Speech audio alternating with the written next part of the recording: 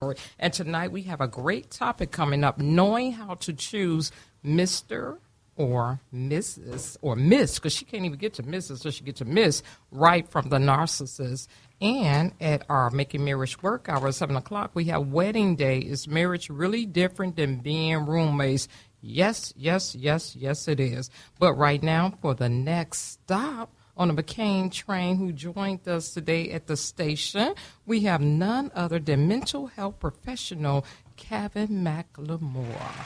Yay! Yay! Thank you so much for that wonderful introduction. Welcome on the McCain train. Once you on here, we got you for life. Woo woo! Oh, see, he knows All how right, to do he it. already know the thing there. All right. So, Okay. Mr. McLemore, my brother in Christ Jesus, how you doing, man? I am truly honored and blessed. So we're talking about this topic here. I think a lot of things, and I know my wife had this question, so I'm gonna steal it from us. We talk about the narcissistic individual, and I was saying that I think I'm married to one, but I'm not sure. But you got to help me with that. I'm not that. Definitely, I'm not that. Step away from the lights. Talk to me about being a narcissist. Well, the thing about the relational assignment of marriage, relationships, is that God wants us to be able to esteem someone else higher than ourselves. Everything that God does is belittling, not necessarily belittling, but reducing ourselves so that we're not the central focus. Anything more than that, we begin to be self-willed, self-actualized, and we begin to worship the creation than the creator. Listen, baby. God being jealous God, he doesn't want to share that with anyone. However, the only edifice that he gives us where we can, in fact, honor him by fulfilling that obligation to someone is marriage. So I love that energy that you all have for each other because that's that godly assignment. But the problem with a narcissist is that they walk into a relationship without the ability to empathize. They can't see that person as an equal. They can't see that person as an object of affection, of honor, or integrity because it's all about them. So they're ruling over that They're person. dominating. They're superior. They're powerful. They're grandiose. They're a god among men. Was that a man thing? No, that's actually male or female. Oh, okay. Yeah, because there are some narcissistic women too, Tracy. As I look at you, there are some like that. Look at I'm them not eyes. one of What are you those, trying to though. say? Right. If you tell if you tell something about a camera, she gets very narcissistic. Oh, well, I mean, hi. She gets her God complex. Over there. No, I get my control complex. Okay. Isn't that a part of narcissistic? Tracy, see, both of them think alike. They both are. Come on back, girl. Don't use words like control or God like that. I just enjoy my job. Okay. Right. That was Okay. filtered. Mrs. Narcissist. So you were talking about that, and it's amazing because we were talking a bit earlier. Is there a difference between being a person that's very narcissistic or someone who's overconfident? Is that a difference between those two? So think of it like a scale, right? So if you look at a timeline, on one end you have the very palest pink, and on the other end you have the deepest, most vibrant red. And where that deepest vibrant red is your true narcissist, it slides all the way down to a narcissistic self-confidence. And so if your self-esteem is high, but you're non-narcissistic, then you tend to work well. You tend to have very vibrant relationships because you know when to end them, what not to submit to, and what not to compromise. But a narcissist is off the scale. If they look at you like a vampire, you are food. And once they're done, they ball you up and dismiss you. That's true, because after reading some of my research on that, they are predators to me. They By just nature. feed on the weak. They'll find something with someone, and this is in relationships, but the one thing I truly want to lead off with, does self-love lead to love for others for a narcissist? No. Simple They are answer. incapable of doing it. And I think the problem is that with a narcissist, they're so charismatic. Yeah. And so for a woman or man, what you'll find is this, in this world, we have very temporal pleasures that we pursue. So what you'll find is that guy or that girl in the club, which is narcissist heaven, right? They lead with the charismatic personality, the nice talk. We call it the swag and everything else. With spitting game or whatever, and 13 hours later, you're in a hotel room. You don't even know their real legal name. But it's always a very rapid push to temporal pleasures. And once you get locked into that, that's a hard trap. That's a Venus flytrap. You can't come back out. Mm-hmm. You know. So, Kevin, I'm gonna go a little non-preacher and be a little street on you and say, give me some help here with dealing with somebody narcissistic, because I think a narcissistic person, when they want something, they will play the role of being kind and sweet because they're trying to devour. What traits would I look for to see that this person might fall into this narcissistic role? Now, that's the meat of the issue. Yeah. And that there is the $1 million question. And here it is right here. Don't forget all the self-help books. Forget all the counselors and the therapists and everything. Don't forget me. I give you my contact number, so make sure you hit me up anytime. But the short answer, because I think real life doesn't happen where we need to make a whole bunch of money. Sometimes we need to give somebody a magic bullet that's going to kill that monster dead. And that's what God really wants us to do. So one thing that rules a narcissist's necessity of ruling is a ludic love style. Ludic. I know a lot of your listeners are going to be researching that on their own, and I want them to. Mm-hmm. And what a ludic personality or a ludic love style is going to do is they're going to limit. There's going to be a temporary threshold to their involvement. They're not going to ever engage all the way. Where most relationships are very fluid, they're going to stop at a certain point, and you'll think that you're much further ahead than they are, and they'll leave you keep walking. Interesting. So you're picking that person will get to a point where you think it's going to go further, and then they're finished, and all of a sudden it's just done, and you're like, what happened? But they got what they wanted. Well, not only do they get what they wanted, but they don't want to run the risk of falling in love. There you go. Okay, this was that question. Then can a narcissist maintain a long-term, emotionally intimate relationship? No, because you are the bag of chips. They look... So for a guy, you might see a guy who's really hungry devour a Whopper, and you might think he's really making love to the most beautiful woman in the world. But as soon as he's done eating that Whopper, that wrapper is on the ground and he's walking on it. And that's the same way. There's also another presentation that narcissists usually have is there's called a purge, right? Or it's a discharge where they reach into their narcissistic supply and get a new model, a replacement. And you didn't know that they were there anyway, but they've been feeding a lot of people on. That's why most people that cheat have multiple partners. They're reaching in and getting a new one. These are all narcissistic tendencies. Okay. And when they're done with you, they have to publicly humiliate you so that no one else considers you viable. Oh, wow. You know what? This stuff is deep. This is like a little mini movie to me. Because they play these games and stuff. I know, I was thinking Lifetime in my head, too. Right. See, that's what women think. We're like, okay. Which is why Lifetime actually employs psychologists on a full-time basis. For real? Their movies are always bent along that line. Oh, cool. Yeah, and most of those psychiatrists must be women, because that Lifetime is scary, boy. I mean, I look at it sometimes like, these women are scary, boy. I tell my wife, you watch too much Lifetime, I'm sending you to a counselor. Now, you need to be worried if I'm watching Snapped and all Right, that or stuff. how to Lifetime. I don't have to worry about you watching Snap. We don't have that as one of our programs. Oh, I yes, made we do. sure. No, we don't. Get rid of it? Yeah, if we do, we're going to get rid of it now. I'm snapping. She got it on the 4-digit lock code. You don't even... Okay, be like, Tracy, what time is the movie starting? I could be over there and catch that. Right. But wait, Brent, before you go on, I mean, I'm really confused here, because what's the difference in that regular old playboy and then the narcissistic person? So that's a similar question. So you've got two separate things calling themselves narcissists. Mm-hmm. And so what you have is, with a true narcissist, is someone who looks upon the scene and says, I am a god. Okay. I am the world's greatest, whatever. They dominate every situation.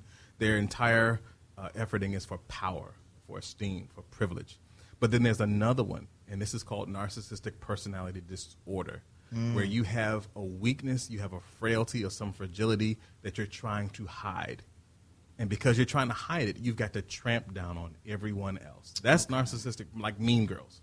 That one girl who's got that zit, and she's going to intimidate someone else by making her feel bad. It starts there. And we talked a little bit about that, because, can a narcissistic person be having a mask where they're hiding their insecurities as well, that they're dumping on someone because they feel themselves depressed or down, and so if I'm upset, I'm going to pull someone down, almost like the crab in the barrel kind of mentality. Absolutely. Absolutely. And that can actually happen as we see it on a large scale. And And so I'm looking at this. What, you got a question you want to say? I do. Can an inflated ego help an individual find the right partner? Or are they even thinking that they could find the right partner, someone on their level? Unfortunately, I'm going to say yes and no. Okay. In a natural sense, no, because you can't find a right partner, right? So with the qualifier of right, they would be disqualified. However, there is a phenomenon called folie à deux. Folie à deux. Folie à deux is French for shared insanity. That's what Tracy and you two Okay. did. Wait, say that word again. Folie à deux. I'm going to remember that. Yeah, I need to remember that one for too. you two, folie à deux. That's all I'm going to be saying from now on. I got folie à Narcissist. You're going to be folie, I'm a do. Okay. I know. What you were saying. No, so folie à deux is when you share a mindset. A lot of this, you saw this in Pulp Fiction. You would see this where you have the Slenderman attack, where you had the two pre-teenage girls go and attempt to kill the other one, right? One was actually sane, and the other one was totally off of a rocker. But you can pull someone else into your insanity. So it's just a shared madness. Shared madness, Rick. Yeah. And so now you have this individual that's like that, and we say that they cannot fall in love. Give me a cause of why this person has gotten so narcissistic. Is there something that, is there something that happened in their lives that caused them to be this way? And also as a secondary question, is there, because I'm reading about this, there's a lot of abuse that happens from narcissistic people, but what caused that person to get that way? Right. So there's a lot of personality disorders that actually share narcissistic tendencies. You've got borderline personality, which is perhaps the most manipulative personality disorder. You've got bipolar disorder. You've got certain paranoias and certain antisociable behaviors that are very much so prevalent that you see them today. Those are all very vivid defensive mechanisms. And so, yes, it does happen because of some traumatic incident, but also we can learn to be that way, right? So what happens is that once we become entitled, and this is where our parents begin to give us a legacy. There's a scripture that actually stands out where God speaks about visiting the weaknesses or the iniquity to the third and the fourth generation. Right. And so what happens is that when we end up becoming a people that feel entitled, we look at what we don't have, we're not content, we don't envelop that spirit of contentment because God places us high or low. He exalts, He tears down, He does those things. Nothing we can do about it. But if we do not submit ourselves to it, what happens is we yoke our children with a sense of entitlement that can never be fulfilled. And once it can never be fulfilled, we begin to feel bitter. And bitter is a demon that is self-sustaining, and it will continue to manifest very wicked fruit. And one of them is a narcissistic personality. Right. It's interesting. It says being envious of others and believing others envy you. That, you get that feeling that, entitlement, or you want to be better than someone else. And in some cases, that can be a driven force that can be positive, especially if you're an athlete or if you're doing something, you want to drive yourself to be just as good as someone else.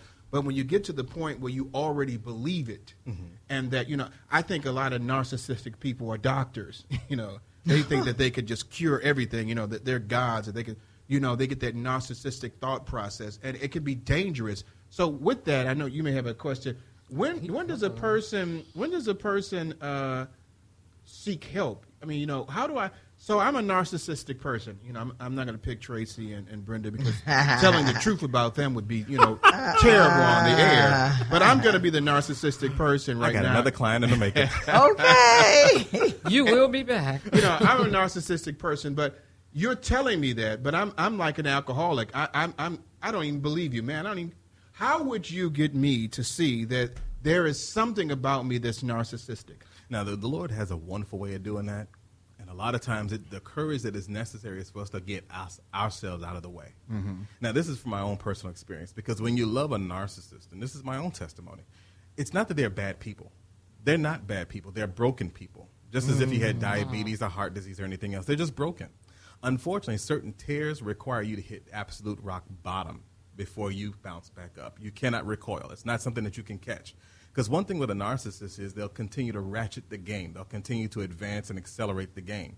So you can never outperform a narcissist. You just get run over because you operate with normal rules of right and wrong. They don't have those performance measures or perimeters that they perform within. They are outside the box. So is this hereditary, or is it just something the parents, like you said, have them thinking they're privileged or something? It begins as a behavioral disorder. Okay. Now, certain personality disorders are very much so hereditary. Okay. Borderline personality is hereditary. It affects 14% of the population, but 40% of all victims are female, right? So you would think, well, wait a minute, that's still in the minority. But you're looking at the fact that many of the cases of borderline personality are undiagnosed. So that number is probably closer to 80%. Right?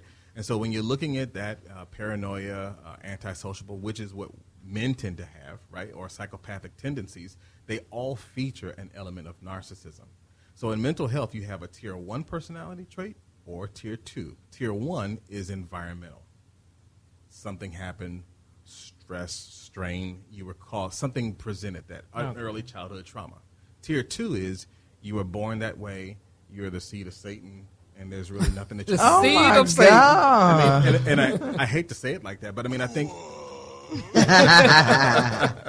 I'm getting scared.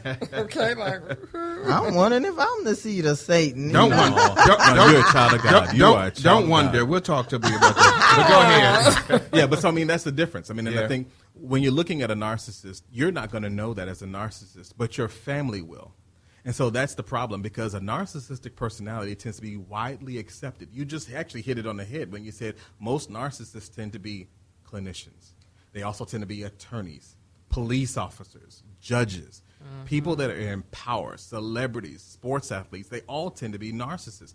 But unfortunately, in this current present day and age, they are the ones that people gravitate to the most. Yeah. Hey, I want to just tell you all right now, we're at this Let's Stay Together show. Thank you for listening. We're talking to Kevin McLemore about knowing how to choose Mr. and Mrs. Right from the narcissist. And I'm too late for that, but he's going to help you all out right now. Kevin, also I see here that says narcissistic personality disorders are rare, but it starts early in childhood and teens. So that means your children can have this narcissistic, behavior, and we wouldn't even know it. I mean, how would I know that my child is a narcissist? So the way narcissism is very different than narcissistic personality disorder, right? Okay. A true narcissist thinks that they're superior to every living thing. They are the epitome. They're the reason the mold was broken when they were made. so they next to God, or they believe They're they next are to God, or God. they are God. Truly, that is the spirit and the mindset of Satan, right? That's the reason why I said that. I mean, it's not too. I was joking when I said it, but it's not too far from that. No, Right. that's true. Right. So a narcissistic personality disorder is a broken person. But what do you see normally in junior high and high school? A lot of bullying, a lot of peer pressure, a lot of that, and that's where that begins. So in order to escape that, you put on a mantle that says that you're better than that, and that's where narcissistic personality disorder begins to manifest. Can we get to a point where if I'm dating someone and I'm starting to feel that they're narcissistic, what should I do? Now I'm in this relationship. We've been, dating for a while, and I want to get married. This person ain't even thinking about getting married, but I'm in love with them. I'm in love with a narcissistic person. Mm-hmm. What do I do? Because we're talking about the person having a disorder. The actual person that's with them can also have a disorder too, because now they're involved in a situation that's going to get them, mentally unstable, because this person is never going to love them. How can I pull myself away from that individual before I do more damage to myself? So there's two ways to approach that question. One, you can avoid the bullet altogether, or B, you can seek help once you've been shot, right? Mm-hmm. And the way that you would identify a narcissist is one of three things. First, they try to limit all control of communication. These are people that are going to try to pull you away from your family and your friends and your peers, and you'll find them gravitating away slowly but surely, right? And that's a military move. That's strategic. Whenever you're in a military campaign, that's the first thing that goes is communication. The second thing that they do is they try to limit your finances. They what they call as a dynamic or catastrophic loss of employment, or they maintain such a tight rule on the money, not spending it unwisely, but you can't touch your own money, period. And then the third thing is there's another gateway of access, and that's sex. The relationship begins with a lot of adoration, a lot of flirtation, a lot of verbal cues that seem to signify value and worth, but then it goes quickly into physicality. But now once you're there, and you realize those traits, there's only one thing you can do with a narcissist, and that's leave. Run. No, it's run. That's bad. You know, and it's a sad, but I'm sure there's some women out there or some men out there that are dealing with someone like this, and they really don't know. And so you were talking about getting some help. Kevin, do you know anyone that can actually help someone that's going through a situation like this? Absolutely. Most social service organizations and licensed clinical professionals, of which I am one, I am a licensed clinical professional counselor in the state of Georgia and in the state of Illinois. Many of us are able to do this. This is very routine. But depending upon the severity of your situation, you would go to that mental health professional, and if necessary, we can cause you to literally disappear. Like the 24 witness hours. protection program? Better. Yeah, I'm calling. No. Better. I mean, see, the thing is with a narcissist, because there's no value in you as a person, there's no end or limit to what they can do. But you know, as a woman, a single woman now, that would terrify me to date now. I mean, I just got to the point where I said, okay, maybe I can try it. But now I'm terrified because it's hard to tell the difference between narcissism and just a controlling person, or let me not say controlling, a confident let me say confident person. Okay. Because especially like, you know, young men, when they're coming into their own, they're very cocky, very confident, because now they're not that little chubby faced little boy anymore. Now they're a man that looks like a man and thing. So that would scare me. You're right. And so what I would say to all the young ladies out there, and even the more mature ladies out there that are looking for someone to date, you have to understand, when a man has the yearning of the heart of God, he values you. You are precious to him. He's not trying to push you towards a bedroom. He's not trying to do anything that's going to collapse. You are a bubble. And if he approaches you too aggressively, you might pop.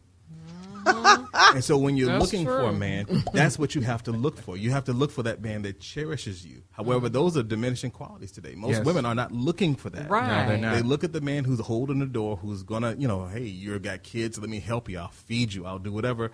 They look at that man and say, oh, he thirsty, girl. He don't want nothing. I can't deal with him. He don't stimulate me, or he's too boring.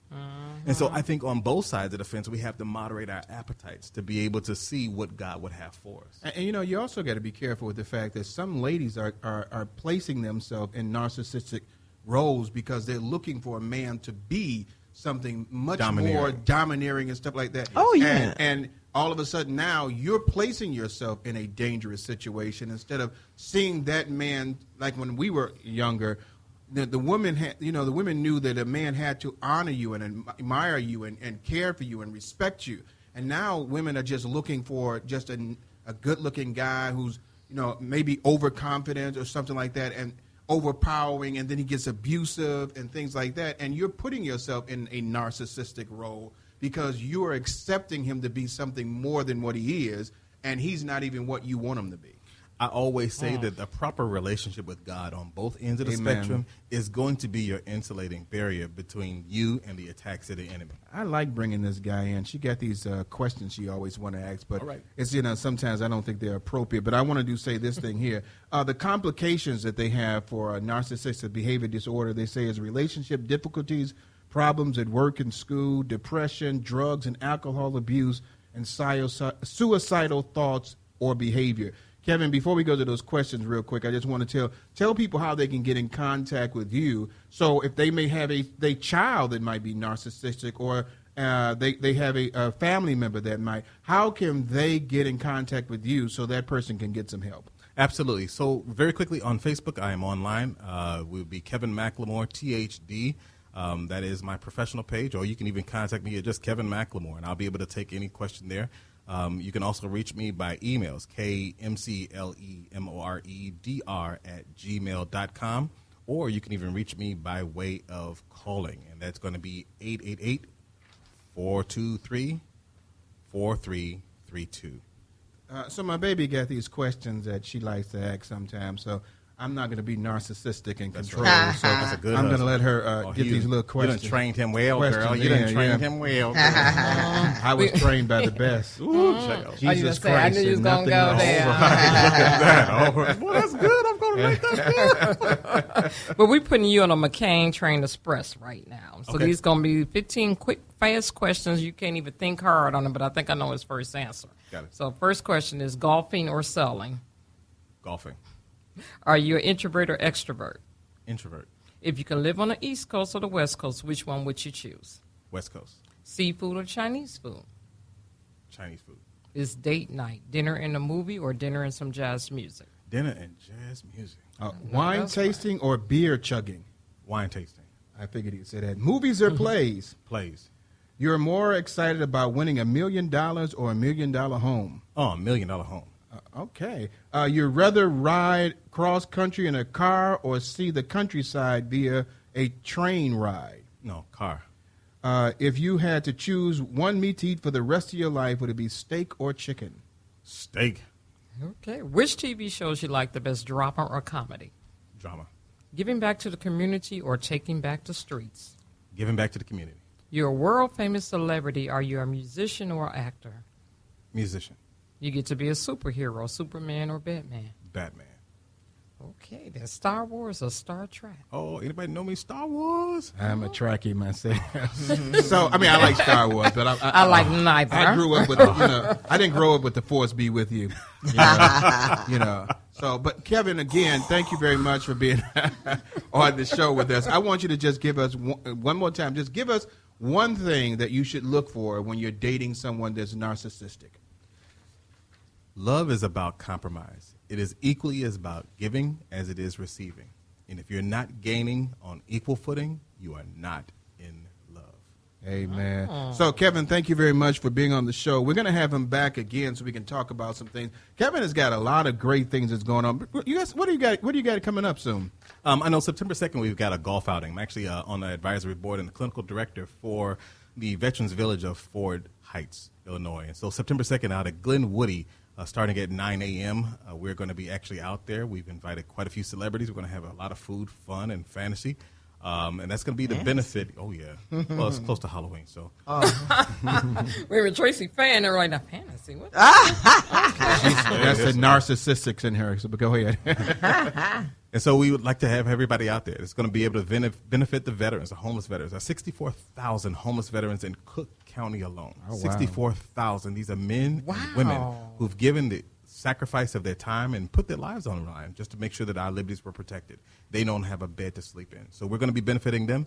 And then next year, June 18th through the 24th, we're actually going to be going out as part of my own organization, Coming Home Again, for a 6-day cruise to the Eastern Caribbean, Grand Turks, Bahamas, Ocho Rios, and Half Moon Cay.